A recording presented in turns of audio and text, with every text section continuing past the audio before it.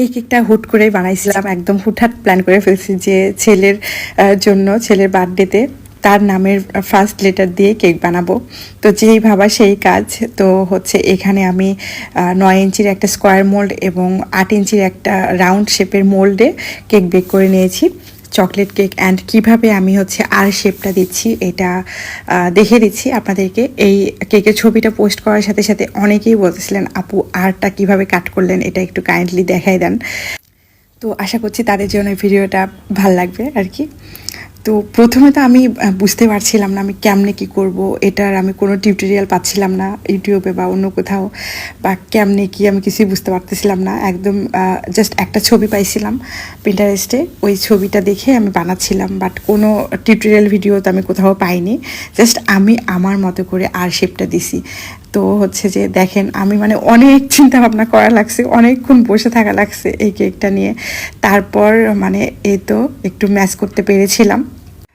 আর সত্যি কথা বলতে হাতে খুবই কম টাইম ছিল, আমি কয়েকটা কেক বানাইছি, তারপর মনে হলো যে আমার আরও কিছু কেক বানানোর দরকার, তারপর এই কেকটা বানাতে আসছি আর কি। মানে যেদিন বার্থডে তার আগের দিন রাত্রে, মানে যখন আমি এই কেকটা বানাচ্ছিলাম তখন অলরেডি রাত 1টা বাজে এরকম মনে হয়। আরও দিনের বেলা অনেক কাজ আছে, সব কিছু একা হাতে আমার ম্যানেজ করতে হয় সত্যি কথা বলতে।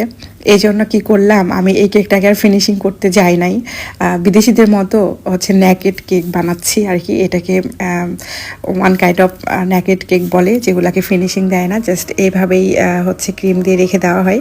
এগুলো দেখতে কিন্তু অনেক সুন্দর লাগে। তবে হাতে সময় থাকলে আমি এরকম বানাতাম কিনা জানি না, কিন্তু বানানোর পর আমার কাছে জোস লেগেছে, মানে নতুন একটা এক্সপিরিয়েন্স হলো আর কি। আর এখানে আমি কয়েকটা হচ্ছে কেনা চকলেট দিয়ে দিচ্ছিলাম। তারপর মনে হলো যে আমার কাছে তো অনেকগুলা কেক রয়ে গেল, ওইগুলা দিয়ে আমি হচ্ছে যে চকলেট বল বানাই, কেন বানাচ্ছি না। তো ঝটপট করে আমি আবার ওইগুলা দিয়ে চকলেট বল বানিয়ে ফেললাম এইভাবে। অ্যান্ড তারপরে ফ্রিজে কিছুক্ষণ রেখে সেট করে নিয়ে কেকের মধ্যে দিয়ে দিচ্ছিলাম। এত বেশি সুন্দর লাগতেছিল, জাস্ট চকলেট কেকটা দেখে ইয়াম্মি লাগতেছিল, মানে মনেই হচ্ছিল যে জাস্ট পুরোটাই একটা চকলেটি কেক। এত বেশি ইয়াম্মি ছিল এই কেকটা দেখতে।